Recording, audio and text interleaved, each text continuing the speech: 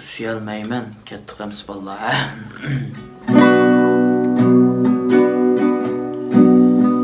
Küley deymen, külelmeymen, ya içilip yürelmeymen.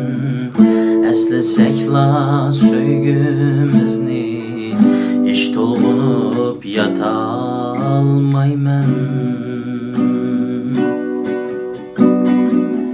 Kütken idim, kütüm uzun, burunqidek kütelmeymen.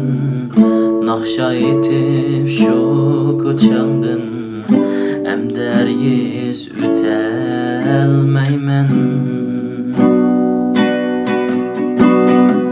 Söygümüzün şarabini dez götürüp tutalmaymen. Berdi sen çabuk könlünü, hem de sana